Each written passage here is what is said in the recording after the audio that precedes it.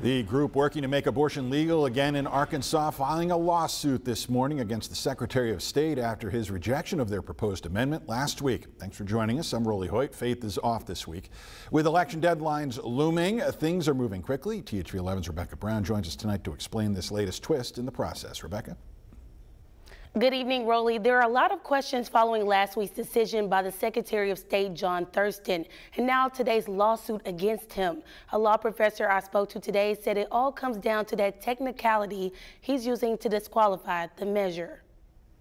Question is it a technicality that should matter, that does matter, and that will matter?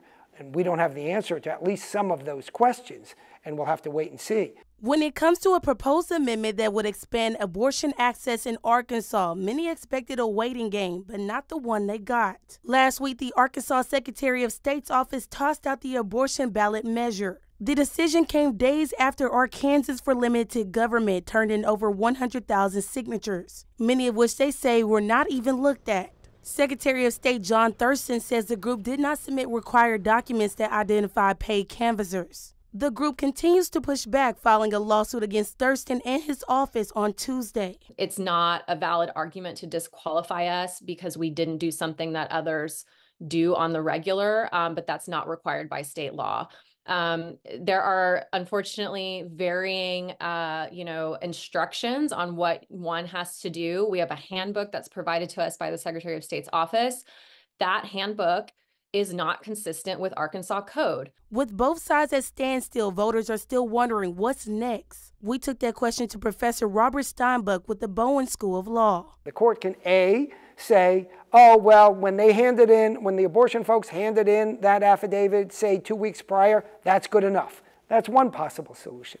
The second possible solution is the court can say, well, you were supposed to hand it in simultaneously and you didn't, but I'm going to give you 30 days to hand it in now. That's one possible solution.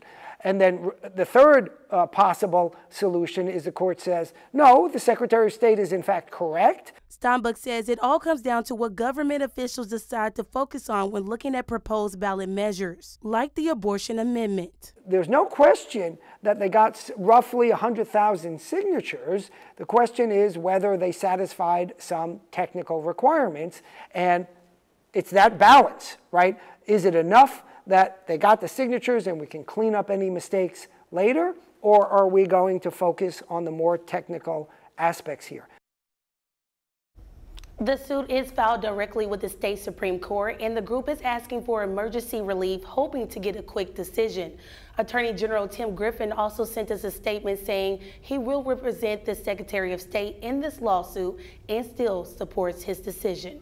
Rebecca, that means more to come. Thank you very much.